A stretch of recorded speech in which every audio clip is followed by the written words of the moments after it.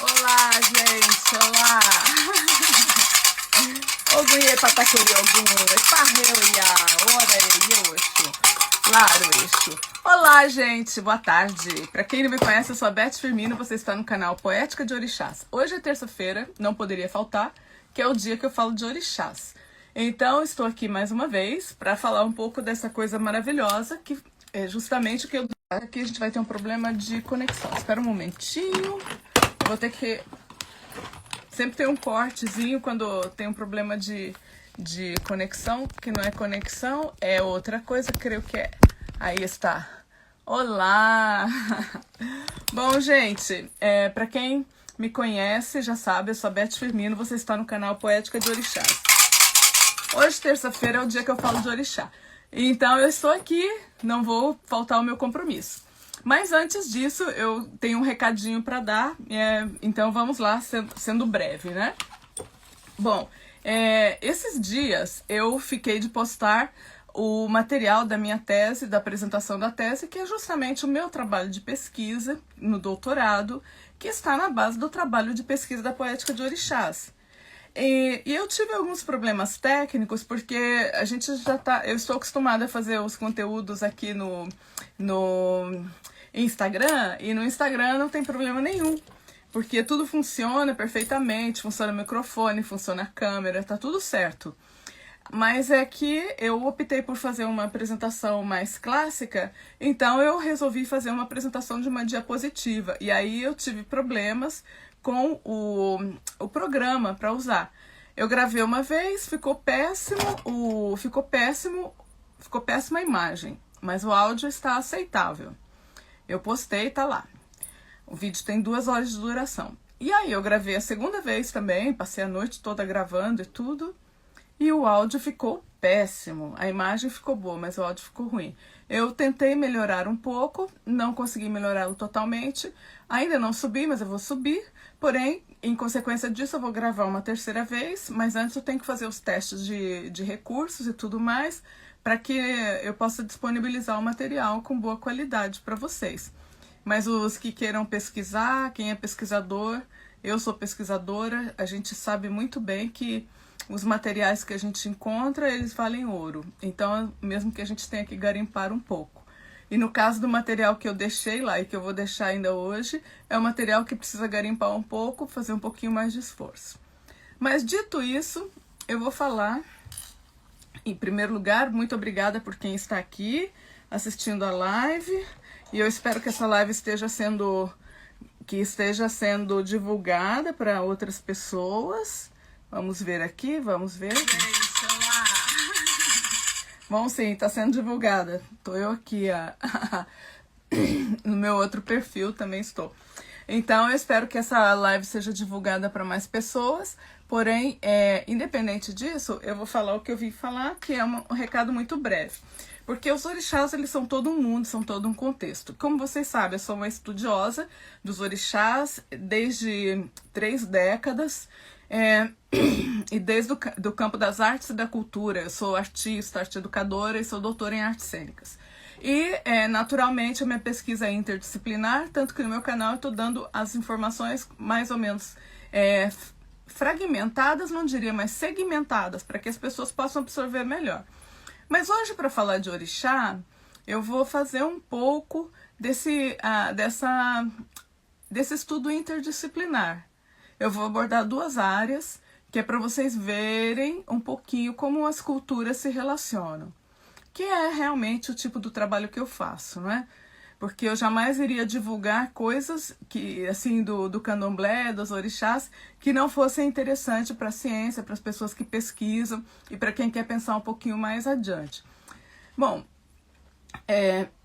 orixá, o conceito, o nome da palavra orixá, em primeiro lugar, é um termo iorubá, eu já expliquei que é a minha linha a qual eu pertenço e por isso eu utilizo os termos em iorubá.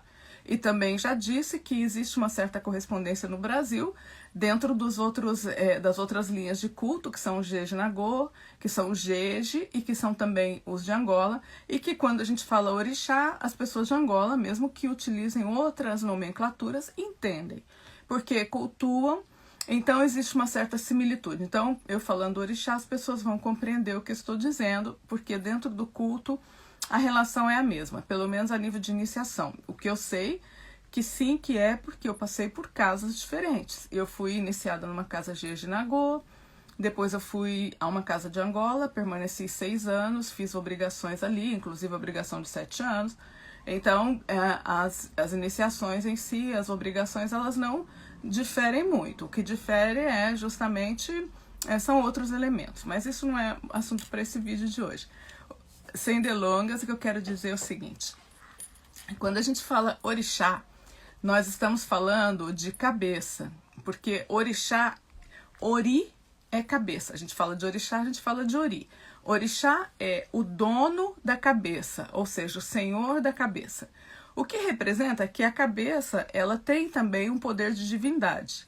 O ori, para nós que somos cultuadores de orixás e das religiões de matriz africana, é o centro da vida de uma pessoa, o mais importante que ela tem, e é realmente o que ela mais precisa cuidar. Porque é o ori que determina se ela vai receber alguma coisa ou se ela não vai receber. O ori é que determina o que ela realmente deseja para ela e o que ela não deseja. Então essas coisas não podem mudar porque estão dentro da própria essência da pessoa. O ori em si, ele é uma entidade misteriosa. Misteriosa por quê? Porque ele é um mistério para a própria pessoa. Isso, vocês veem que isso não difere nada do que a gente estuda na psicanálise, na psicologia, na psiquiatria, porque existe essa ideia de que o inconsciente ele não é visível para o ser humano.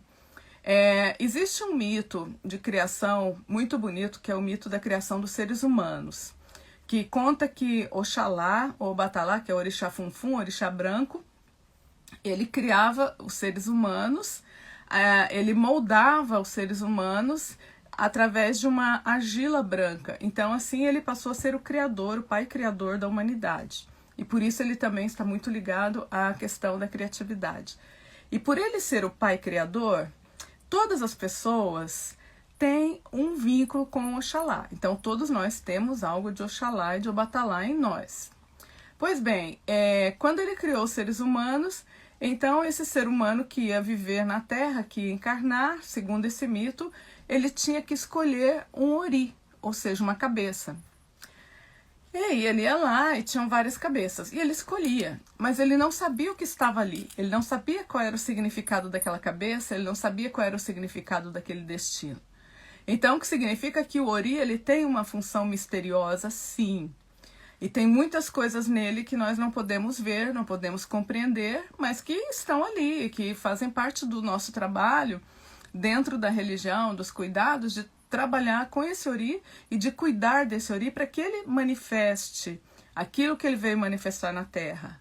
E de uma maneira positiva que possa trazer as melhores perspectivas para essa pessoa que é cultuadora de orixá, né? Pois então, aí vamos falar de ori, a gente falando de ori, a gente fala de cabeça, e aí a gente também pode falar de neurociência, que é outra abordagem, uma abordagem ocidental. Eu tive muito interesse pela neurociência, justamente pela neurociência cognitiva, que alguns até chegam a chamar de uma certa linha que é neurociência, uma coisa um pouco teológica, que seria neurociência teológica, alguma coisa assim, como que um pouco da neurociência das religiões. Mas não é somente isso. A neurociência também ela já está pesquisando os fenômenos da consciência, inclusive estados de transe, fenômenos alterados da consciência. Então já existem vários estudos sobre isso. Existem até muito conhecido, são os estudos sobre o Dalai Lama e sobre os monges que meditavam. Pois bem, a gente tem o ori, como eu disse, como uma entidade misteriosa, mas também o ori tem as suas divisões. Os orixás também têm as suas divisões, os seus segmentos, não é? Então, por exemplo, como eu disse para vocês, Oxalá, Obatalá é considerado o orixá da criação, que é o orixá do branco, o orixá funfun. Então, todas as pessoas possuem Oxalá. Quando a gente se inicia no candomblé, a gente usa branco. Por que que os rituais que a gente faz ali nos cultos aos orixás, todos se vestem de branco? Há momentos que a gente usa roupas coloridas, mas existem os momentos da religião que a gente usa o branco, todo mundo, independente do orixá que tenha, sendo que existe um código cromático e que cada orixá também representa diferentes cores. Mas todos nós temos o branco em comum, que é a cor de Oxalá e de Obatalá. E a pergunta é, aonde se encontra no Ori, se o Ori é dividido, Oxalá? Bom, eu já vou dizer. E vou falar também que nós temos um outro orixá em comum, todos nós, que é Exu. Exu, o que é? Exu é o orixá guardião e é um orixá muito ligado à questão da sobrevivência. Ele está ligado à questão da sexualidade, da reprodução, da sobrevivência, dos instintos e também da comunicação e principalmente da ligação entre vários mundos, entre várias conexões. Então, os orixás, no Ori, a gente tem o orixá que fica situado aqui na coroa, é onde a gente tem o orixá principal. Quando a gente faz a iniciação, os rituais são feitos aqui. A gente tem o segundo orixá, o terceiro orixá, que ficam aqui e aqui, que são nas laterais. E a gente tem o Oxalá e o Obatalá, que fica aqui, e o Exu, que fica atrás, justamente na nuca. Muito bem. Como a gente está falando aqui também de coisas interdisciplinares e de neurociência. A neurociência é conhecido que o cérebro, embora não é conhecido os setores que o cérebro tem. Embora não se diga nada exatamente sobre as características e o que cada um faz, porque existe muita interação entre o cérebro, de neurônios e tudo, então os setores eles podem até mudar, pode ser desempenhado, um setor que desempenha um papel, sofre uma lesão, ele pode mudar esse desempenho também para outra área, em muitos casos. Mas de qualquer maneira, pensando aqui a grosso modo, no cérebro a gente tem aqui na frente o córtex pré-frontal, que é justamente onde estão os neurônios de espelho. A gente tem atrás o que alguns chamam de cérebro reptiliano. Mas não é cérebro reptiliano porque é extraterrestre, porque é de... como algumas pessoas pensam, né? Não, ele é cérebro reptiliano e também nós temos o sistema límbico, que também está no cérebro. O sistema límbico ele está muito ligado à questão dos mamíferos. Então, nós somos mamíferos, somos seres humanos, somos mamíferos. E o sistema límbico ele está ligado a todo a questão da afetividade, do intercâmbio, relações entre os seres mamíferos. A questão do córtex pré-frontal, ele é o último a ser desenvolvido no ser humano, então ele representa também o estado de maturidade e ele tem a ver com todos os processos cognitivos finos, com o discernimento, com a compreensão, o aprendizado, com a mimesis, ou seja, com a repetição, com o espelho, por isso ele é especular, sistema especular. E a parte do sistema reptiliano, não, ele é chamado reptiliano pelo seguinte, porque o cérebro, né, para a neurociência, ele é um conjunto, na verdade, ele é uma coisa que foi se formando entre todas as espécies dentro do processo evolutivo. Então, quando a gente fala do cérebro reptiliano, o que nós queremos dizer é que é a parte mais antiga do cérebro, que tem ali o cerebelo e tudo mais. E que essa parte foi uma das primeiras a serem formadas em todas as espécies. E que nós compartilhamos, sim, com os reptilianos, que são com os répteis, né? Que são considerados animais bastante antigos na Terra e que têm um desenvolvimento assim muito anterior ao desenvolvimento dos mamíferos.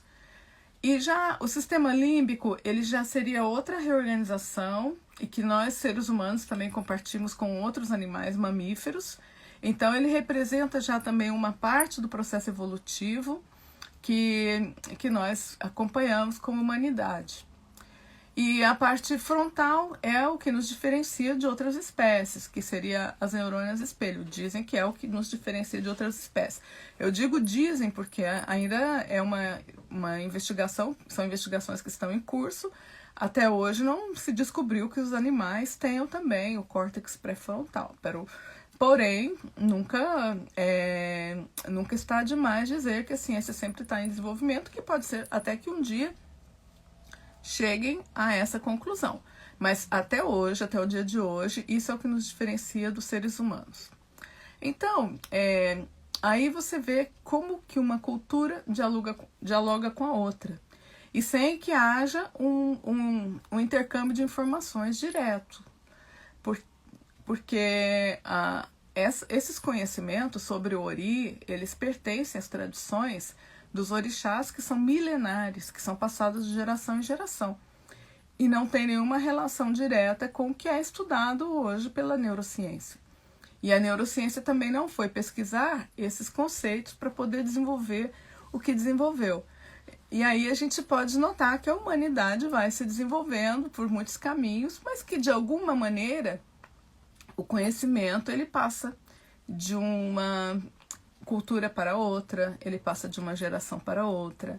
Então é isso. Então, eu, com esses conhecimentos, o que eu posso inferir dentro do que eu poderia fazer, a grosso modo uma analogia, é que a parte do córtex pré-frontal, ela representaria os orixás Funfun, como por exemplo Oxalá, o Batalá, Ifá, que tem a ver com predição, que também é uma prerrogativa dos neurônios espelho, a questão preditiva, e que tem a ver com o nascente e com o futuro. E por isso também a ligação entre Ifá e isso, né? E o Batalá porque é o orixá da criação e também da sabedoria. Então aí está. E a parte de trás, que é o sistema reptiliano, que seria realmente essa parte que leva a nossa maior carga de ancestralidade, que seria Exu, que seriam os ancestrais, que isso a gente já tem bem assentado. E isso é importante porque é importante notar que nada disso é desprezado. Dentro do que a gente conhece como culto aos orixás e candomblé, que é uma denominação brasileira, existe a ideia de que as coisas têm a sua importância, cada uma tem a sua importância, e que cabe a nós saber lidar com elas, e saber lidar com elas da melhor maneira possível. Então, não é porque uma pessoa tem um Exu, por exemplo, todos nós temos, aí está, todos nós temos. Então, essa parte no cérebro é o que está em todos. Então, todos temos os nossos Exus. Mas isso não significa que essa pessoa vai ser irracional, que essa pessoa vai ser impulsiva, que ela vai se levar só pelo lado mais, vamos dizer assim, da sobrevivência mesmo, grotesco. Não. Mas, por um outro lado, se a humanidade não tivesse essa capacidade de sobreviver às adversidades, já teria sido extinta. Então, tudo isso forma parte do nosso processo evolutivo.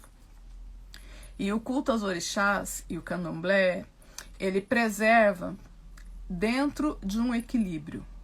Então, cada coisa tem o seu lugar, cada coisa tem a sua importância, e o equilíbrio é fundamental. Quando alguma coisa se desequilibra, a gente procura, através de rituais, através de ebós, através de transformação da energia, através do trabalho com aqueles orixás em específico, reequilibrar. E isso é muito importante para a saúde, não apenas a saúde física, mas a saúde em todos os aspectos. Porque a saúde, para nós, ela é vista como tudo. Então, você tem a sua saúde financeira, a sua saúde espiritual, tem a sua saúde emocional, a sua saúde relacional, tem a sua saúde profissional, a sua saúde física. Tudo isso forma parte do conceito, do grande aspecto da saúde. E o equilíbrio é fundamental para isso. E então, somente para concluir, né, o que a gente poderia chamar, por exemplo, desse sistema límbico, que tem muito a ver com as emoções, eu já colocaria já a questão dos outros orixás, dos quais eu vou falar, sobre cada um deles, explicar um pouco cada um, porque a parte desses orixás, desses dois que eu citei, que é Oxalá e Exu, que são bastante opostos e que têm umas características muito específicas e que estão presentes em todos os seres humanos, existe também, claro, um conjunto, um panteão de orixás. E esses orixás, eles têm, por exemplo, podem ser femininos, masculinos, então representa esse aspecto nosso, da nossa essência interior, que é tanto masculina como feminina, e também da nossa ancestralidade, porque nós somos formados por um homem, por uma mulher, e assim, nosso processo reprodutivo. E então, os orixás, eles já são muito mais matizes, né? a gente tem essa coisa do matiz, da cor de cada um, de como eles atuam, em que sistemas eles atuam, que tipo de energias eles estão propulsando, que tipo de situações eles trazem para a nossa vida, que tipo de coisas existem ali que a gente pode se conectar, que a gente pode ativar, que a gente pode trabalhar. Que é essa mesma questão dos orixás, né? E somente aqui para concluir, a cabeça, o Ori e Nu, que é essa parte aqui central, que é onde está a coroa, é a parte central da cabeça. E dentro do conceito Yorubá de corpo, é interessante, vocês podem ver na minha tese, na minha apresentação, eu coloco essa diapositiva, vocês vão ver. Quando a gente fala do corpo, o corpo em Yorubá, ele tem muita relação com a divisão que a gente tem do Ori e da cabeça. De modo que a cabeça, ela é um microcosmo, ela é um microcosmo do corpo. E não só isso, ela também é um microcosmo da relação do homem com o universo, uma relação cósmica, de macrocosmo. Porque a relação do corpo humano com os pontos cardeais, ou seja, com o cosmo, é também representada pelo Ori. Então, por isso nós cuidamos do Ori. Por isso nós cuidamos da cabeça. Por quê? Porque o Ori é a sua relação com todo o universo. E não só isso. É que quando você cuida dessa pequena porção que é o Ori, que está muito ao seu alcance, porque está próximo, você pode tocar, você pode ver. Então tudo isso traz uma proximidade muito grande. Mas através desse Ori você desvenda todos os mistérios do seu mundo. E não só isso, de toda a sua relação com o universo. Então, por isso, o Ori é tão importante para nós. Por isso, o orixá é tão importante para nós, porque os orixás, eles são elementos que servem de ferramentas para a gente trabalhar esses conceitos dentro do Ori e em conjunto com o universo, com o cosmos e com toda a realidade que a gente vive também. Então, é isso que eu queria dizer. E o Ori e Nu é o segredo. E o segredo, ele é representado pela barriga, aqui, pela parte do tórax, justamente da barriga, que é em Nu. E é interessante porque a barriga é onde estão os órgãos vitais. É onde a gente tem o coração, o fígado, os rins, o pulmão, o estômago, o intestino. E essa região, ela é dedicada, na verdade, ela tem uma ligação muito profunda com as mães, com Yami Oxorongá, que é minha mãe, minha velha mãe feiticeira, que é toda a essência da magia. E elas operam aí. É uma forma de dizer que a nossa relação com a ancestralidade é muito mais profunda do que a gente imagina, que tudo isso mobiliza forças, energias e destinos. Então, cabe a nós respeitar o nosso Ori, cuidando bem dele, e ocupando ele com coisas que sejam construtivas, com verdade, com estudos, né? Sendo bastante ético com a vida. Tudo isso favorece o desenvolvimento do Ori, porque fazem parte do conceito do caráter, que é o Iwa. E o Iwa é o que realmente pode dar resposta para todas as situações que a gente vive. E através dessas respostas também trabalhar o nosso desenvolvimento pessoal, e tudo isso se reflete no nosso Ori. E o Ori cresce, evolui e com certeza a sua vida melhora e muito. Então, era isso que eu tinha para dizer hoje. As pessoas que são mais pesquisadoras que queiram ver, eu já tenho um vídeo lá que o áudio está mais ou menos, mas a imagem não está boa. Mas eu vou subir outro que a imagem está um pouquinho melhor e o áudio não está bom. Mas de qualquer maneira, vocês fiquem com esses dois aí por enquanto. E por favor, se subscrevam neste canal aqui do Instagram e também no meu canal do YouTube, que a gente está lançando os conteúdos, sim, bastante conteúdos. Eles vão ficar lá, mas é importante que as pessoas tenham ali o dedinho ali na subscrição, para poder, e também dê também o dedinho no like, para a gente poder ter um pouco mais de engajamento, porque eu vou continuar com esse trabalho, que é a minha maneira de conectar com as pessoas no Brasil, que é muito importante para o que eu faço, tá bom? Então, nos vemos no próximo vídeo. Axé!